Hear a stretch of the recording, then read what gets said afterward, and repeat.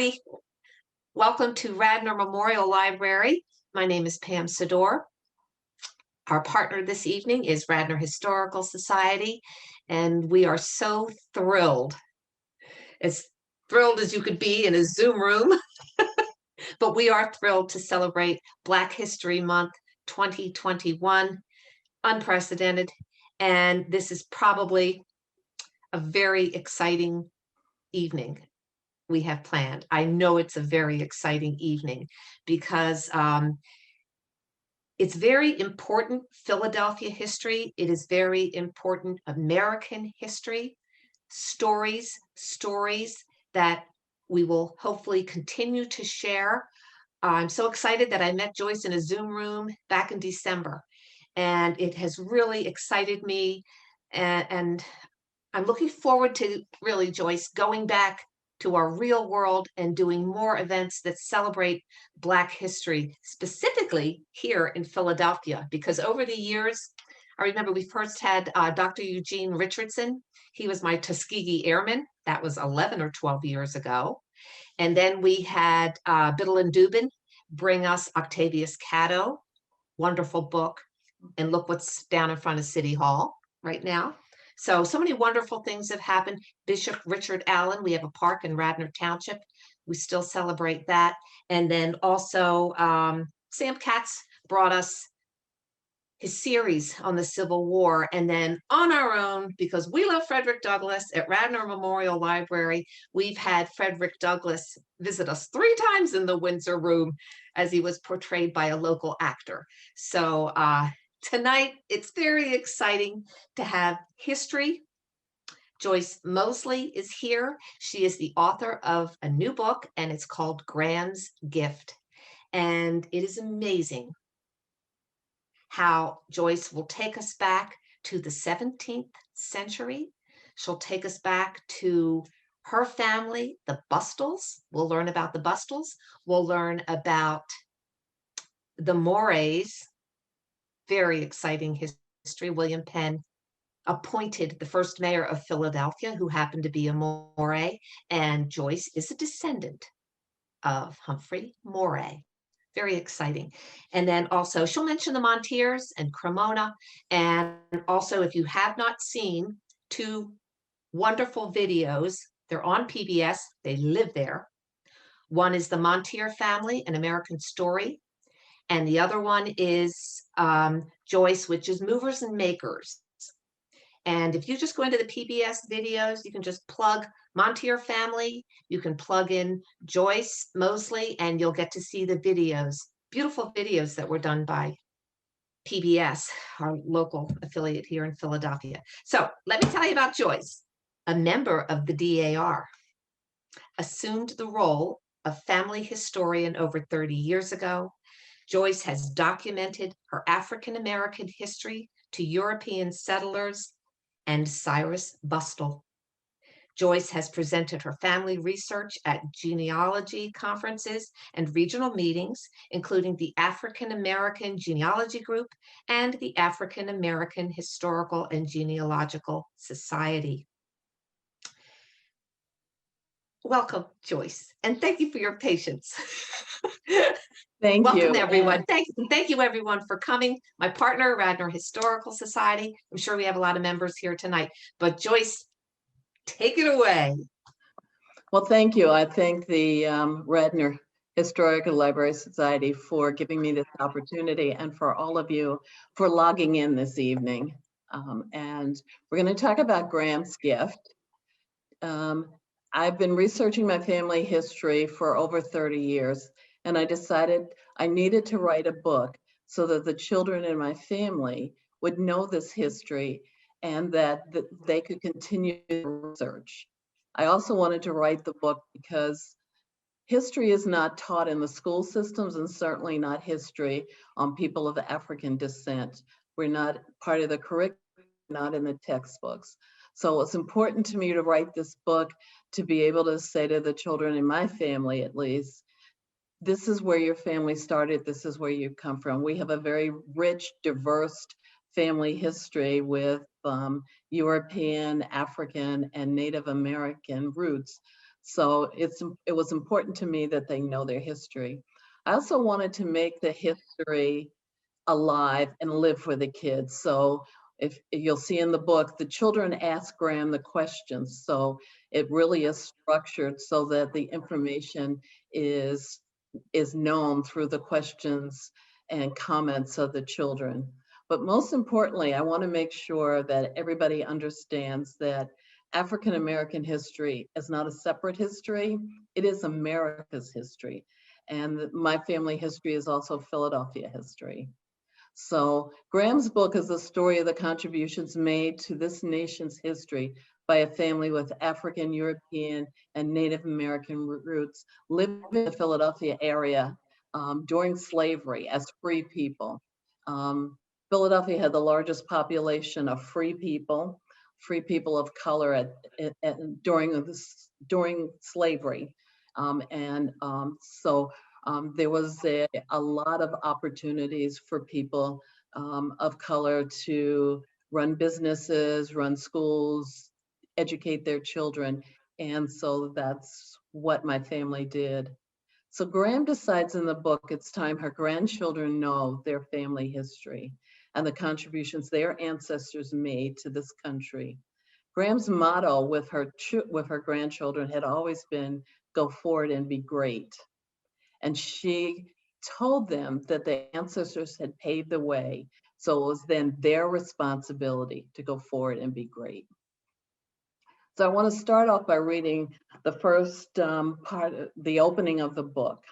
It says, for over 65 years, my mother's side of the family, the Millers, have gathered in Philadelphia, Pennsylvania, the first weekend in July to attend our family reunion.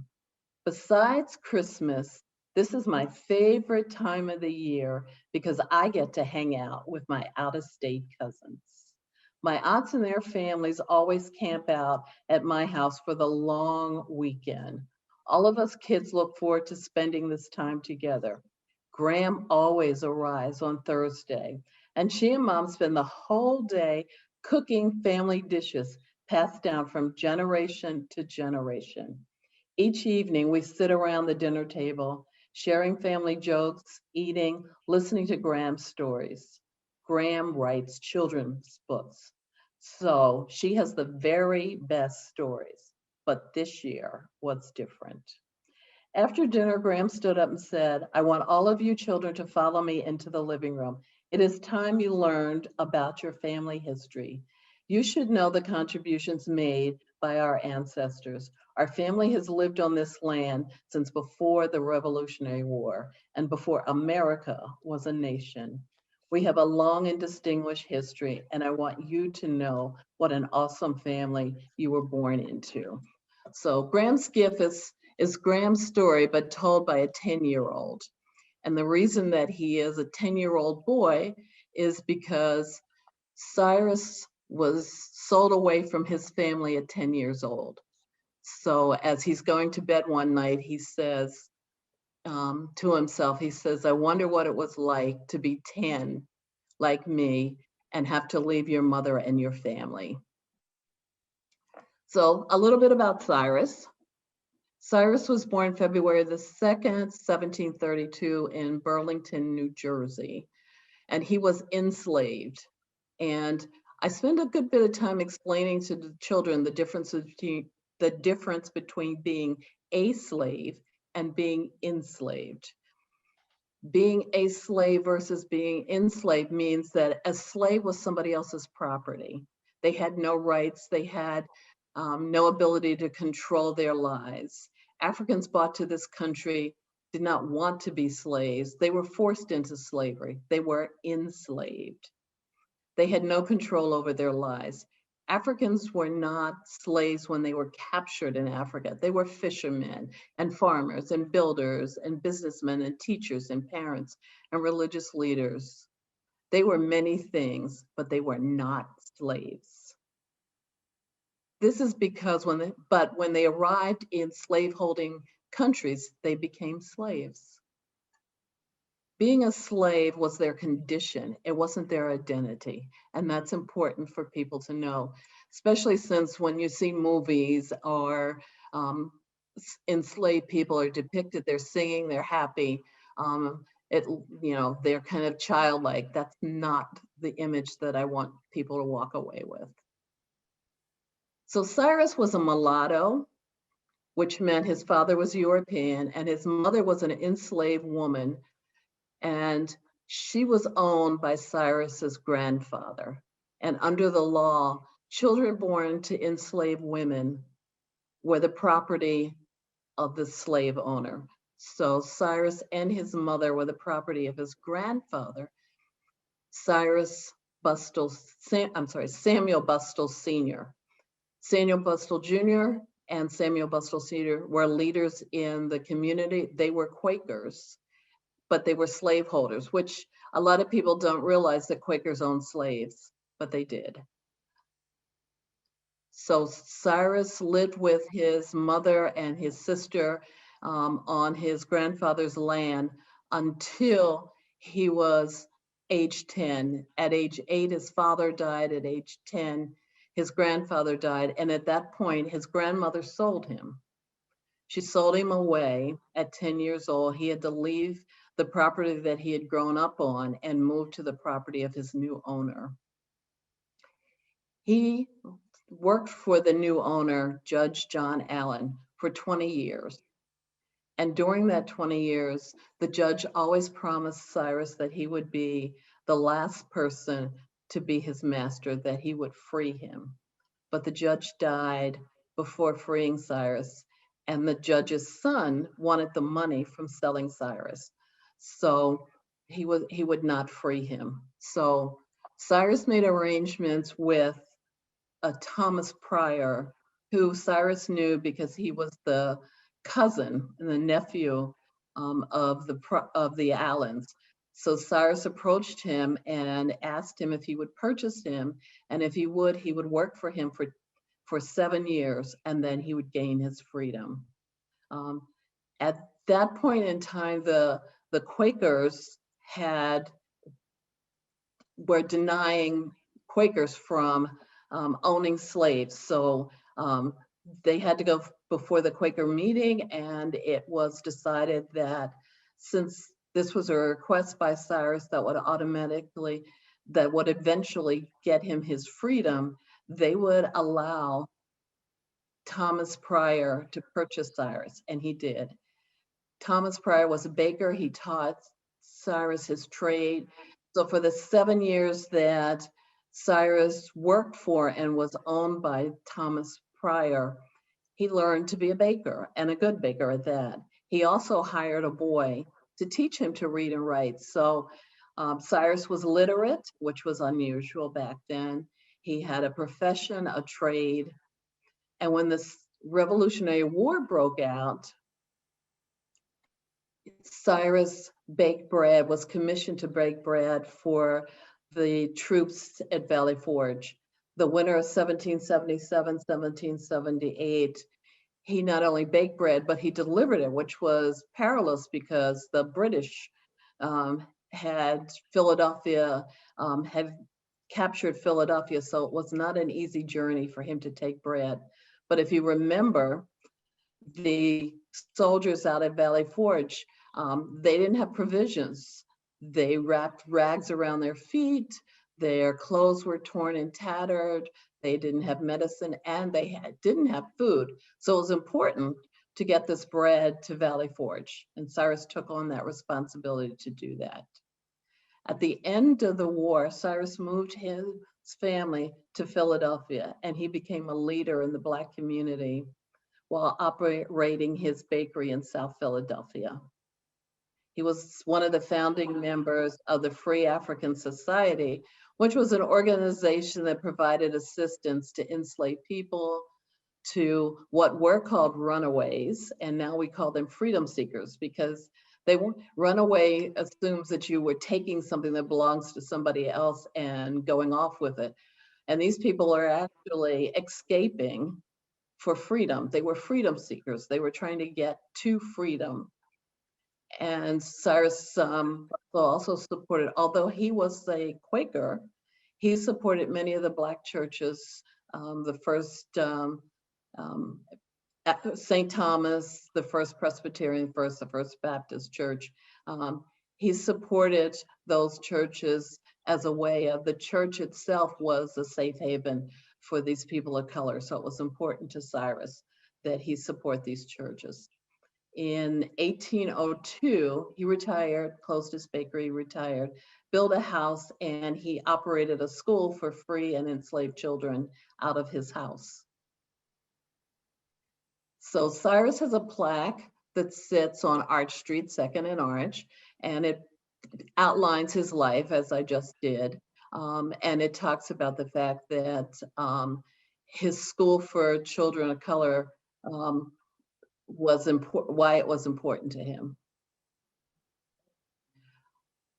When I tell people that I am part of the DAR and I can trace my lineage back to this around 1670, a lot of people are very surprised because they did not think there were African Americans. Well, I take that back. They weren't African Americans. They were men of color or African descent, because until the 13th Amendment, we were not citizens. So these were freed people or men of color, but they enlisted to fight in the Revolutionary War because the colonies had a hard time recruiting people, and they told people of color, men of color, that if they would enlist and enroll, they could fight for 5 years and then they would be free. So they did. Massachusetts sent over 1,500 men of color, men of African descent, to fight. The first Rhode Island men were actually camped at Valley Forge for that winter.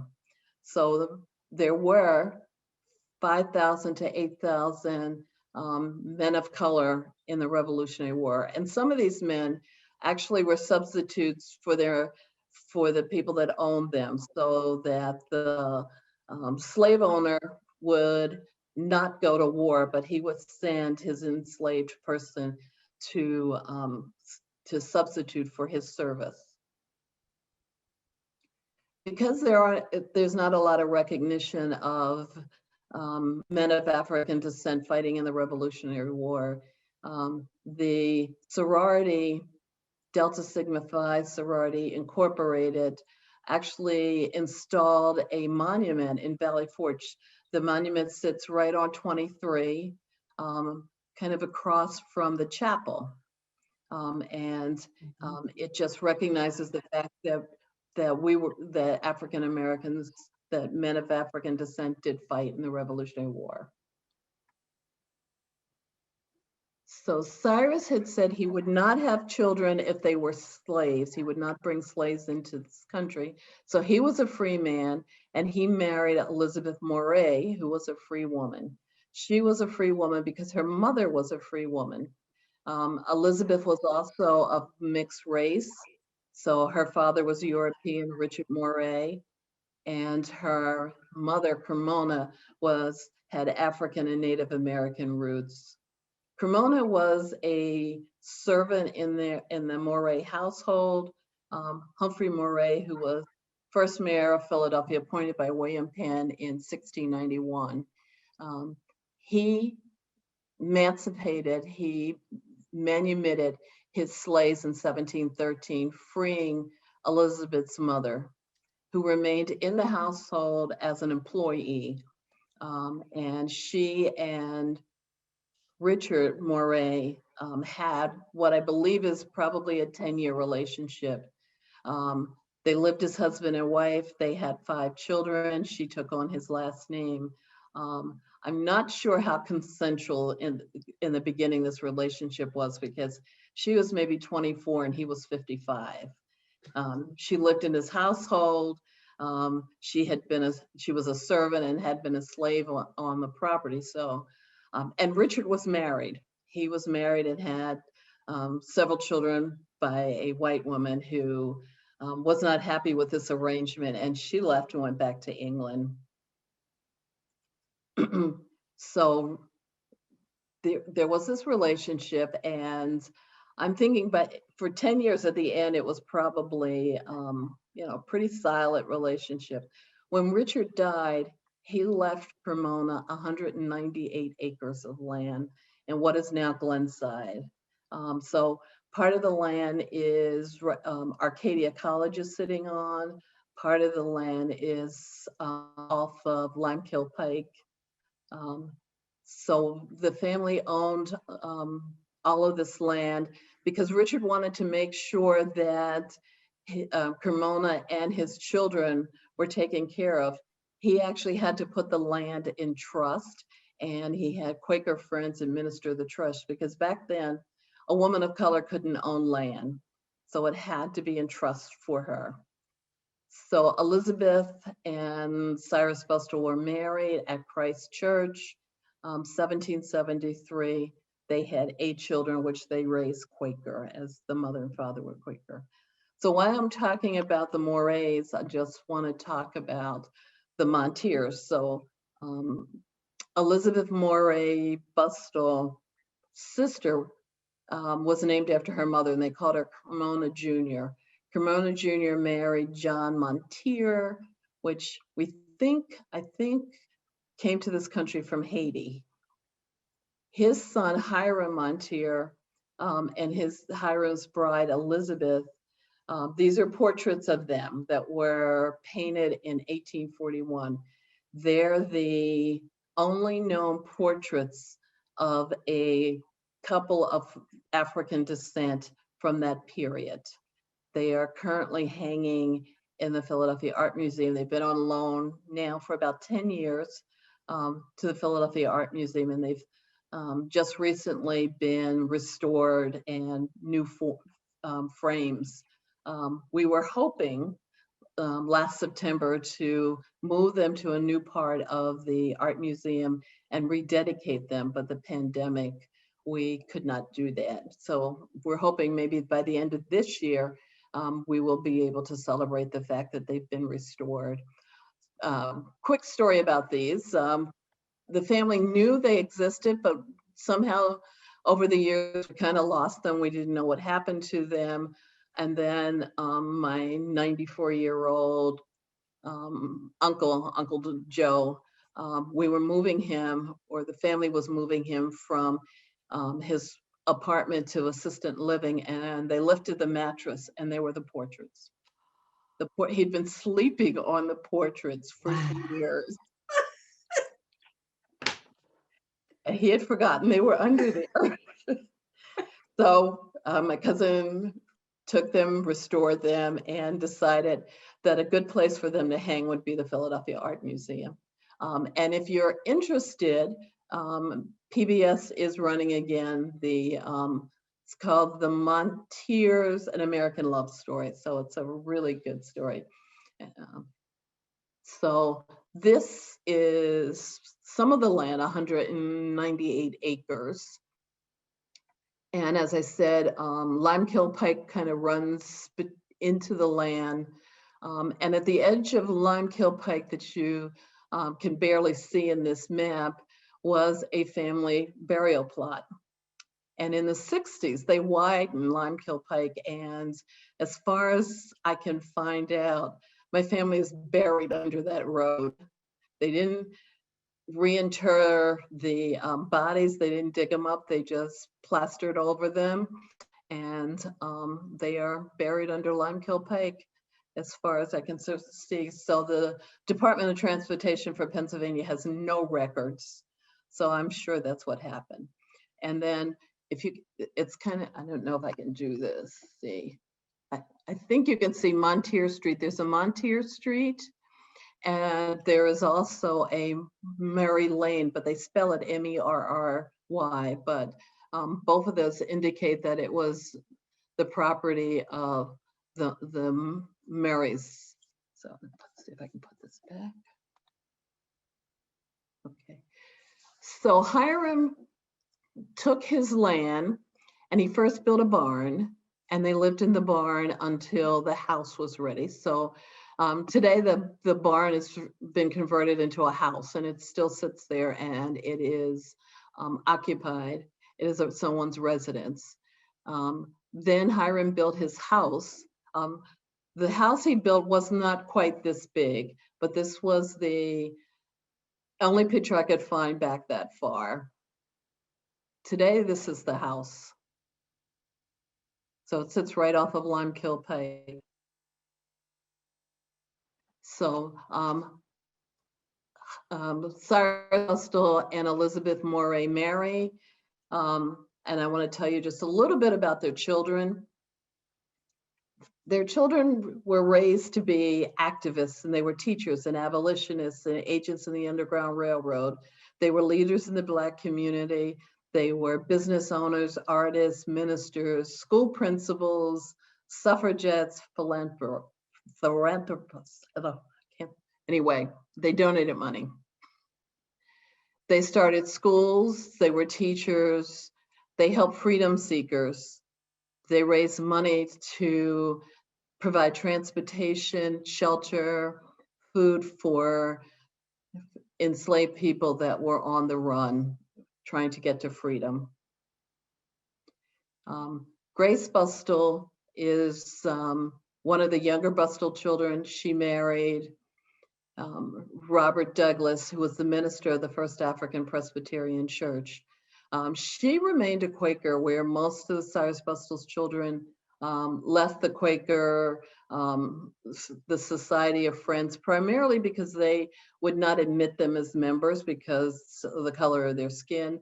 And the Arch Street Meeting House where they were attending decided to put in a colored bench.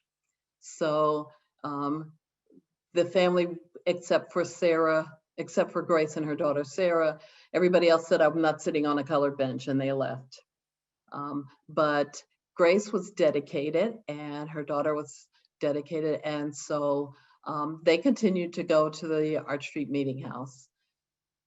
Grace had a millinery shop next to her father's bakery, and she pretty much made hats for Quaker women. She opened a school in her house, and with James Fortin, who was a wealthy man at the time, he had a sail making company. Grace's son, Robert Douglas Jr., was a portrait painter and a teacher at the Institute for Colored Children, which became Cheyney University. He was fortunate enough to be able to train at the Pennsylvania Academy of Fine Arts, and it was rare for them to admit a person of color. He also trained at the Royal Academy of Arts in London. He was asked to come back to London to paint Queen Victoria's picture, a portrait of the Queen. But at that time, the US State Department refused to issue him a passport because people of African descent were not citizens, not until the ratification of the 13th Amendment. So this is one of the portraits that Robert Douglas Jr. painted. He also was one of the first early artists in Philadelphia that used a camera, and he produced lithographs. And this is a lithograph of Frank Johnson, who was a famous musician back then. Grace's daughter, Sarah, was an educator, an activist, a suffragette, an artist. She was educated very well by private tutors. She attended independent Black schools. And then she, at age 16, opened her own school to teach girls of color basics. She was very outspoken with the Quakers, and if you go through the Quaker records, she was defiant about the fact that she was forced to sit on the colored bench. And she had a lot of famous white friends, including the Grundy sisters. And so there's a lot of written about Sarah Mapps. This is one of her drawings. And both of these drawings are part of the Casey Friendship Book that's located at the Philadelphia Library Company. Cyrus's other daughter, Rachel, married Jeremiah Bowser.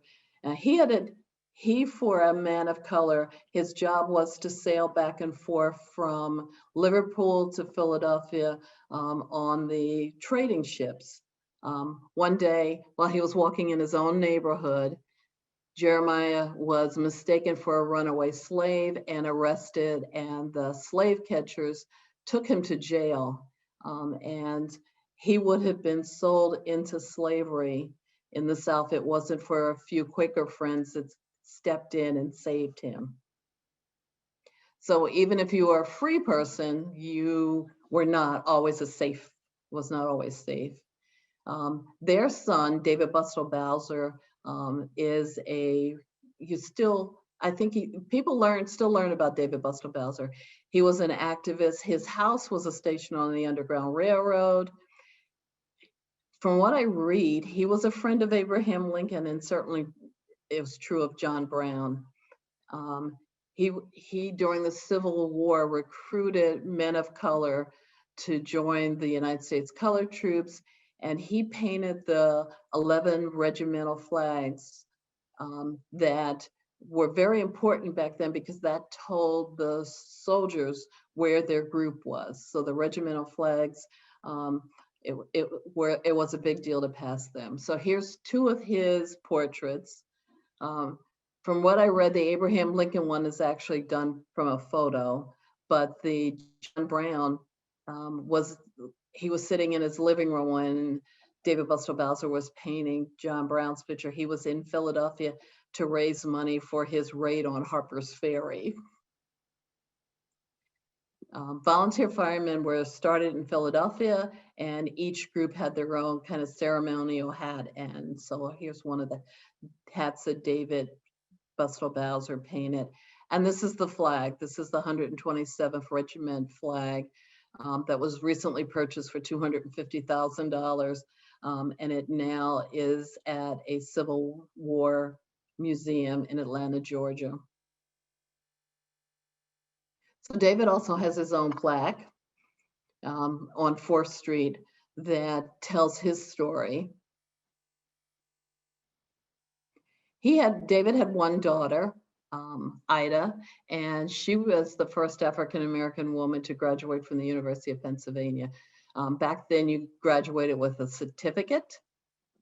And notice I said first African-American woman because we are past, the 13th Amendment has now been ratified. So we are citizens at this point. So Ida played the violin, she taught music. She married an attorney, John Asbury, who graduated from Howard University.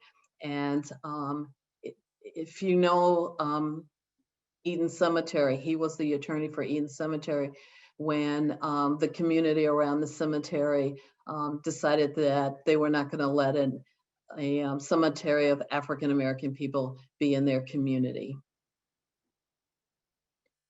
Okay. Cyrus's son, David, married his cousin, Mary Hicks. They had a daughter who became a teacher. We had lots of teachers in my family. Daughter that was a teacher, and 3 sons that were very active in the Underground Railroad. And David is credited with saving a man from the slave catchers. He went down to the court and petitioned the court to let this man go free, that he would be responsible for him, and actually paid the bounty that the slave catchers would have gotten if they had taken him back. So he intervened and maybe had saved the life of this man. His son, Joseph Casey Bustle, is, from everything, it looks like he is the youngest member or the youngest person to be an agent in the Underground Railroad. He was teaching school in Harrisburg, and his job was to take people that made it to Harrisburg and get them either north to freedom or to Canada. So he wrote back and forth to William Still, who was the coordinator of Underground Railroad. And William Still actually captured some of those letters in his book, The Underground Railroad.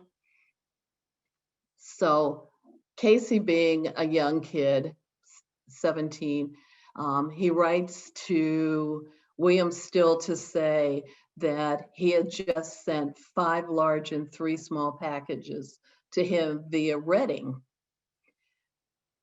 But then he went on to explain it was 3 men and women and children, and when they should arrive in Philadelphia.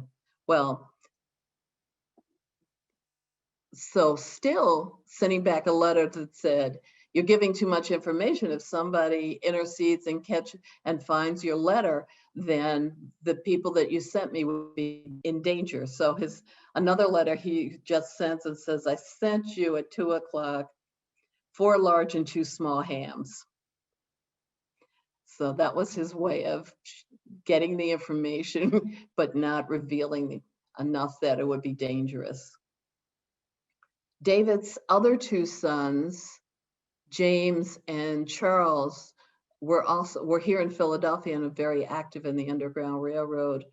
And they had very interesting lives, because they put themselves in danger several times to protect a freedom seeker.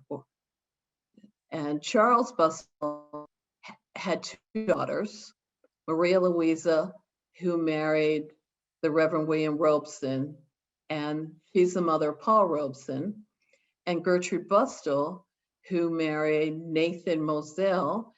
He was the first man of color to graduate from the University of Pennsylvania Medical School, and together they founded the first hospital in Philadelphia for people of color, which was Frederick Douglass Hospital. And some of you may remember that Frederick Douglass became Douglass Hospital and then merged to become Mercy Douglass Hospital in Philadelphia. Gertrude also has a plaque, and her plaque talks about the fact that she was a teacher, a journalist. She was the first woman assistant principal at a school. Moselle's brother, Aaron, was the first African-American to graduate from the University of Pennsylvania Law School. And his daughter, Sadie Tanner Moselle Alexandra, she's got a lot of firsts. Although she was the second African-American woman to get a PhD from Penn, she was the first woman to receive a law degree from the University of Pennsylvania. She was the first African-American to practice law and to pass the bar and be able to practice law in Philadelphia. She also has her own plaque. And these plaques were put up by the Pennsylvania Historic and Museum Commission. So they are all over the state of Pennsylvania. So it's just nice that most of these are around the South Philly area. This actually is Chestnut Hill section, but just to be able to take the children, the members of my family around and show them these plaques is a pretty amazing thing for me. Okay. So as I said, Maria Louisa Bustle Robeson married her college sweetheart. He went to Lincoln University, as did the Moselle brothers. Maria taught school for a long time and tutored while her husband was the minister at Witherspoon Church in Princeton.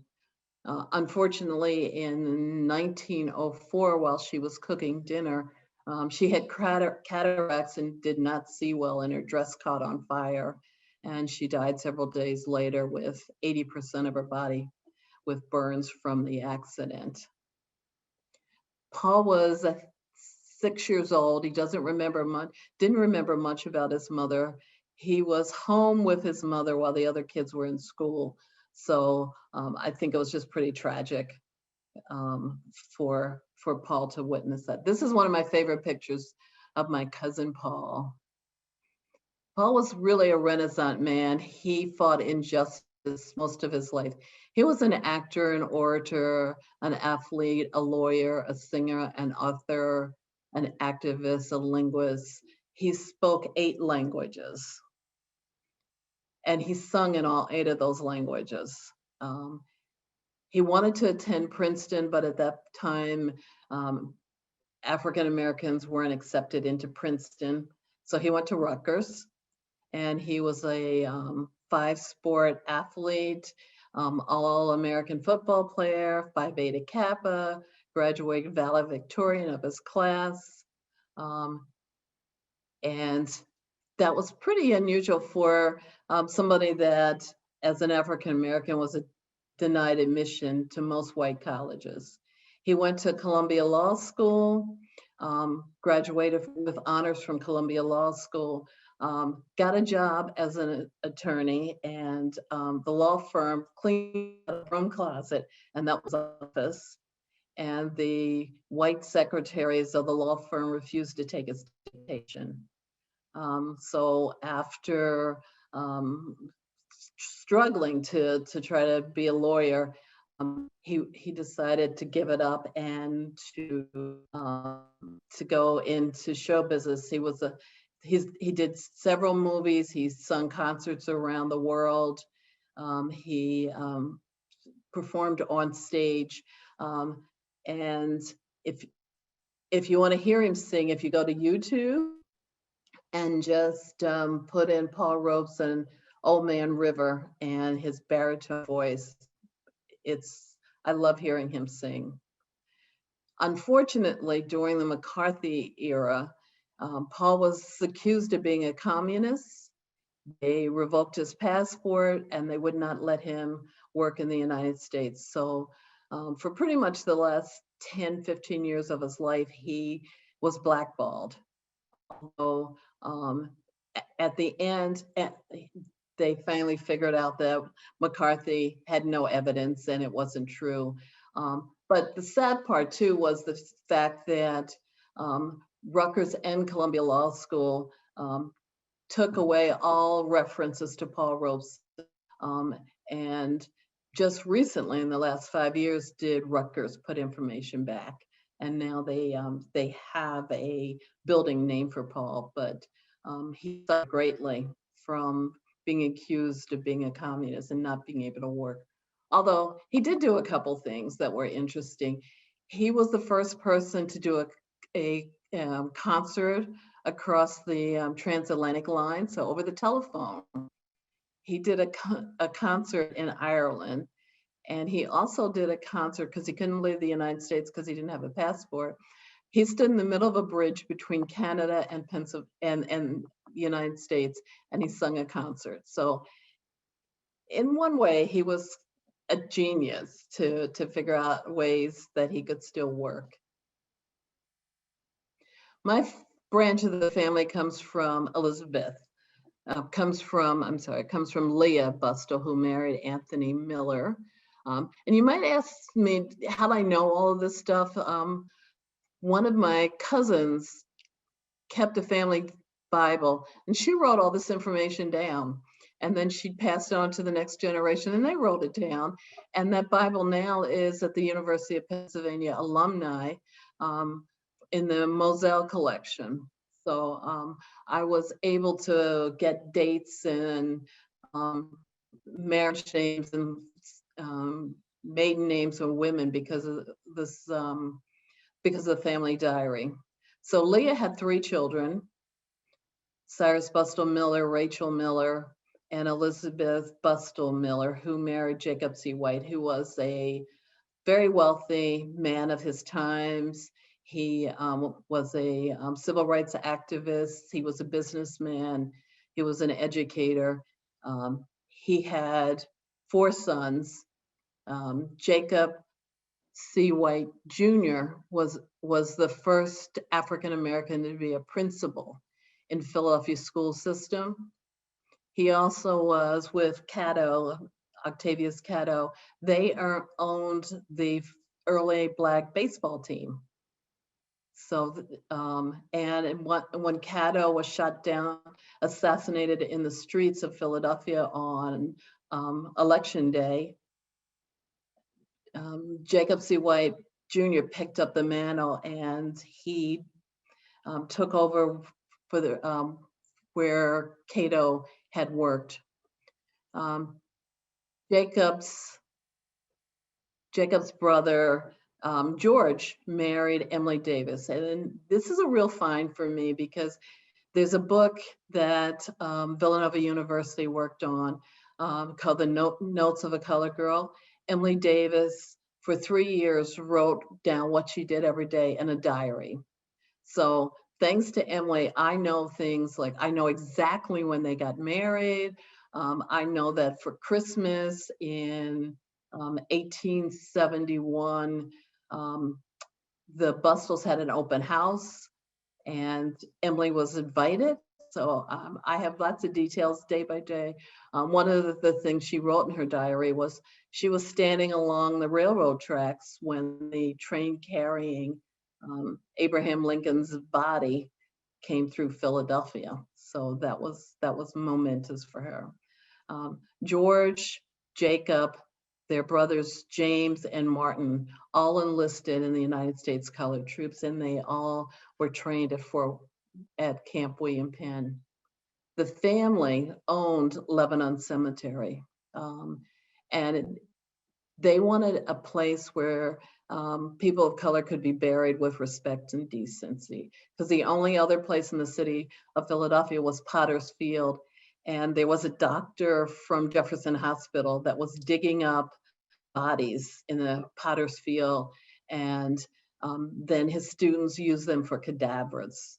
So they purchased land and put a gate around the property and had a place to bury people with respect and decency. Lebanon was the chapel. This picture you see here of the chapel. In the rafters of the chapel is where William Still hid his books, identifying all the people that had come through Philadelphia on the Underground Railroad, where they had gone, family they were looking for. So he was able to connect families with these documents. But he would have probably been killed if they found that he had these books. So he hid them in the rafters of this chapel. Lebanon Cemetery closed in 1903, and the remains were reinterred in Eden Cemetery out in Collindale, right outside of Philadelphia. I need to get a little drink.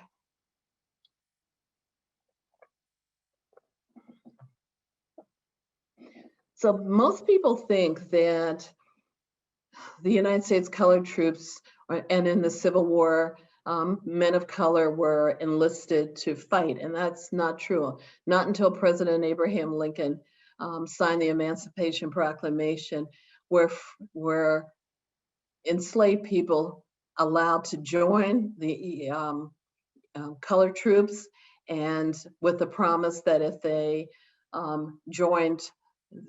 enlisted, after 5 years, they would be free.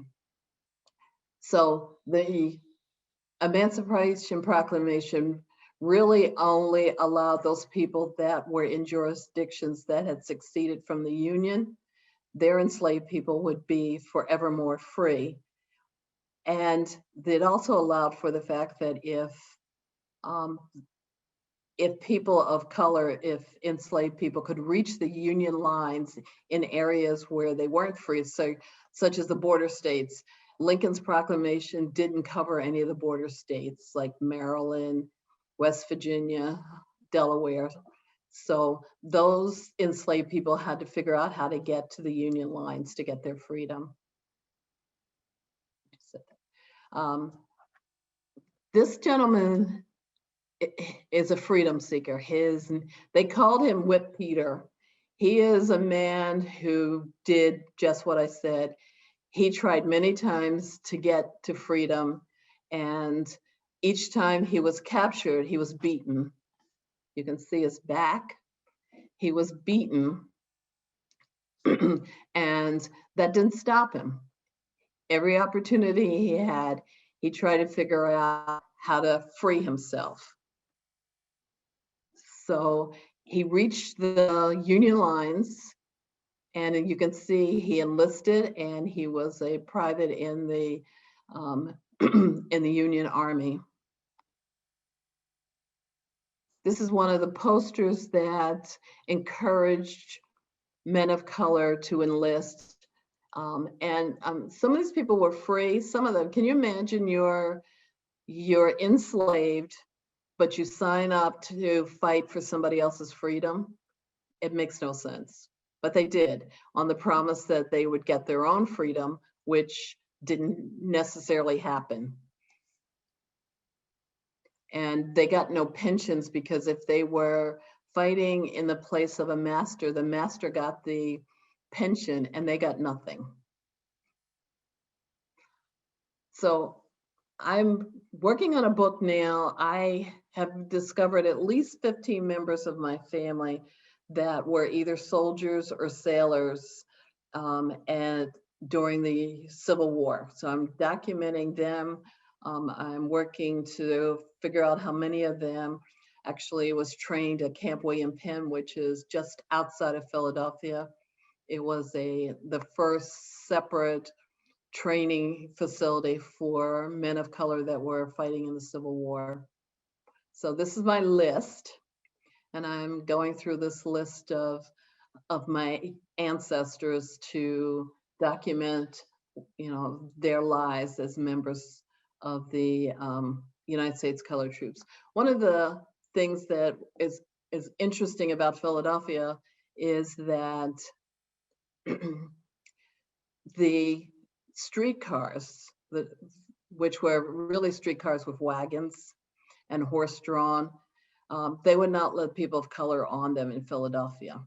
So Camp William Penn is like 10 miles outside of the city, and these men had to walk back and forth, the women in their lives, their mothers, their sisters, people bringing them clothes or food. They had to walk 10 miles in order to get to Camp William Penn.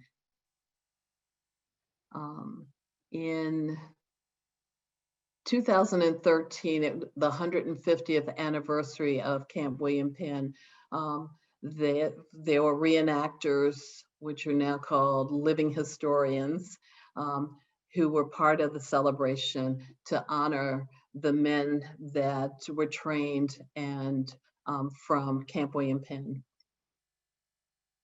So I spent a few minutes earlier talking about the 13th Amendment, and it's amazing to me to think the 13th Amendment was just 155 years ago, and it abolished slavery.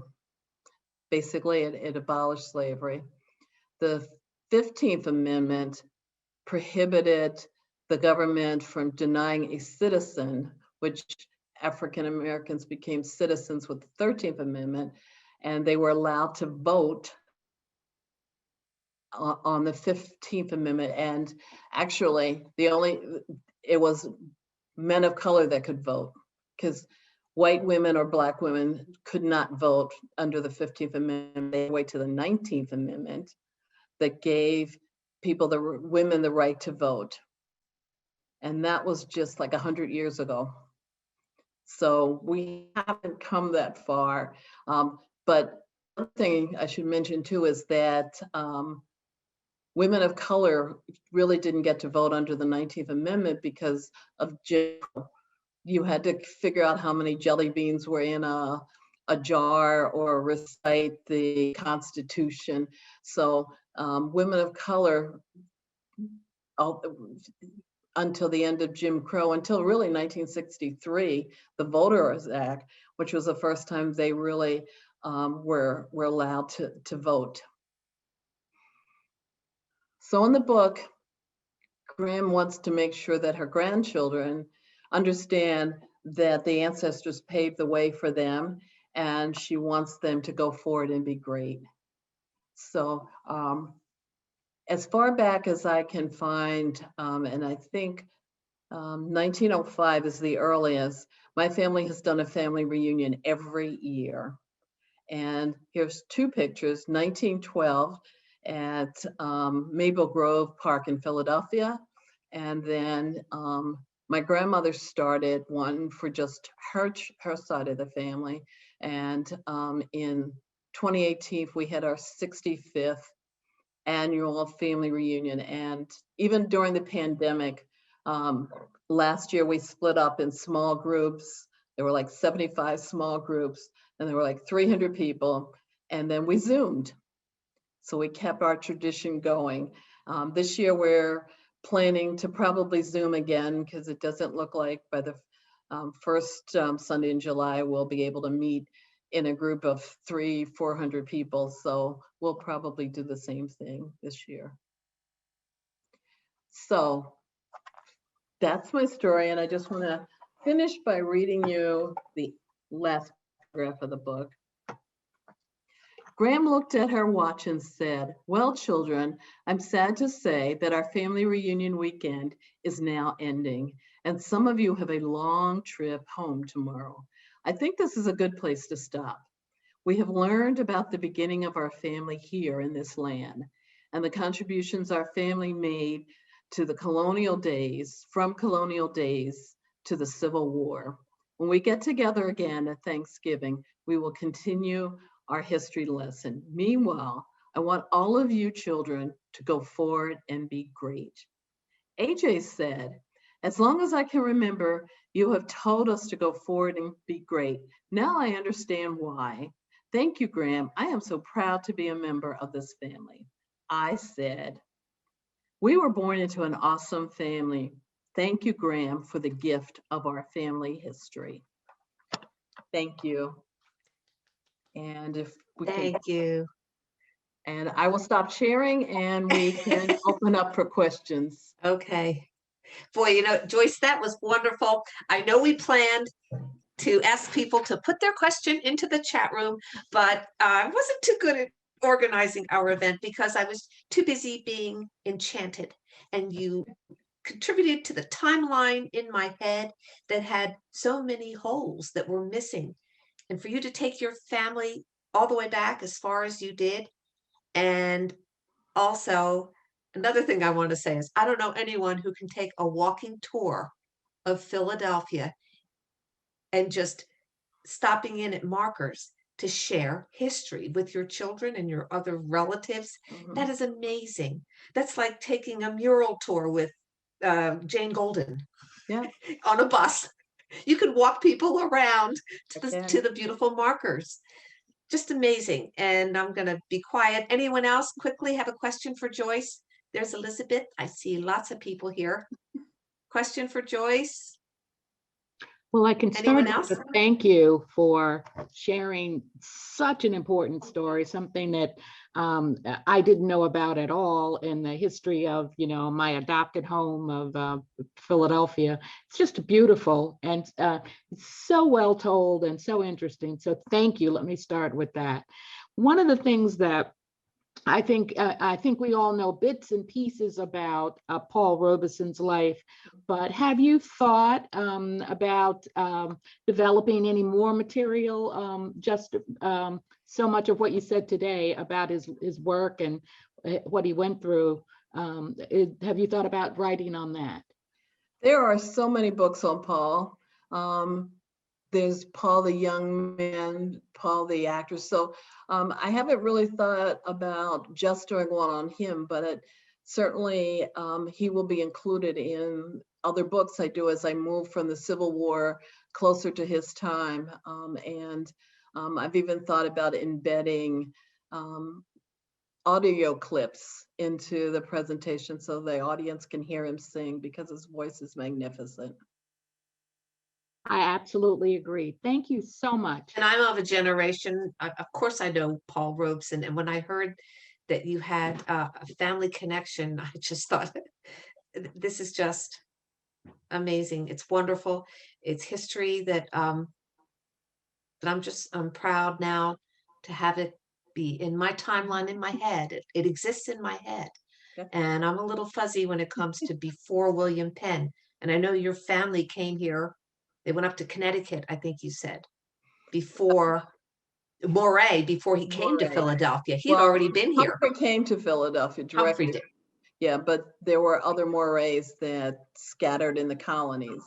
And then they also married, they married well. They married the Budds, the two of the Budd sisters. They married the Gardners, who came over as a pilgrim. So they did okay in the marriage department to extend out my family. And then it goes through the Revolutionary period with Cyrus Bustle and baking the bread. And now I got a movie in my head. My timeline turns into a movie. It's just wonderful. Okay, we better end this. Otherwise, Vince is Vince is gonna have to put us in overtime because there's nothing here that can be deleted. Okay, well, take care. Thanks, Joyce. I'll let you know when I find out whatever I find out. Thank you. Appreciate it. All right. Thank you so much. Bye. Good night, everybody. Thanks so much.